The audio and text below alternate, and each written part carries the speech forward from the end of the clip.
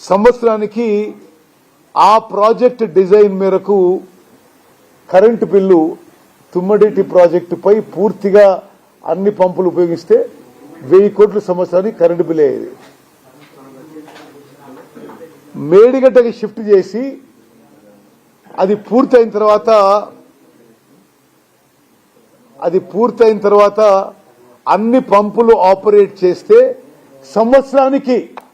సంవత్సరానికి కేవలం విద్యుత్ బిల్లే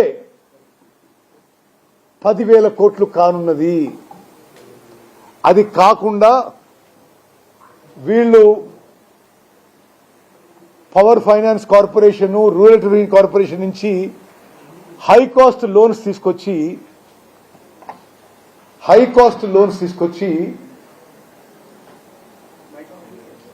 ఇప్పటికే సంవత్సరానికి లోన్ అండ్ ప్రిన్సిపల్ రీపేమెంట్ సంవత్సరానికి 15,000 కోట్లు అవుతుంది.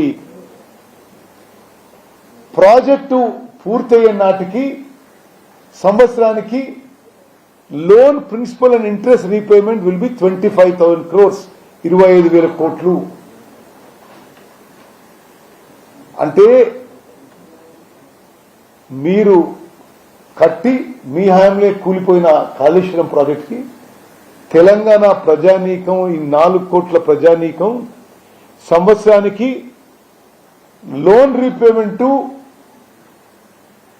ఇంట్రెస్ట్ మీద, loan repayment and interest burden మీద 25,000 కోట్లు, సంవత్సరానికి విద్యుత్ బిల్లులు 10,000 కోట్లు కట్టాల్సి వస్తుంది.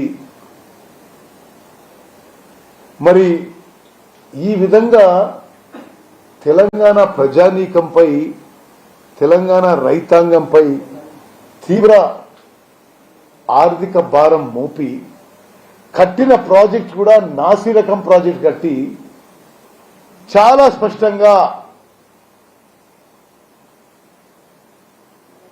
ప్లానింగ్ లో లోపం, డిజైన్ లో లోపం, నిర్మాణంలో లోపం, ఓఎండ్ఎం విషయాల్లో లోపాలు స్పష్టంగా అవపడుతున్నాయి.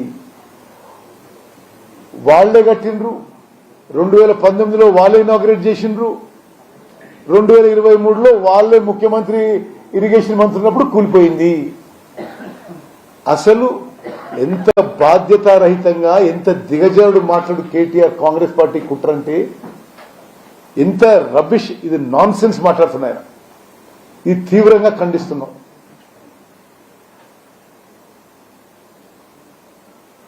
ఎప్పుడు కూలింది? 21 అక్టోబర్ 2023 కూలింది. అదేమి అప్పటికప్పుడు వచ్చిన విషయం కాదు. 4 ఏళ్ల పాటు ఇరిగేషన్ డిపార్ట్మెంట్ దగ్గర కరస్పాండెన్స్ ఉంది.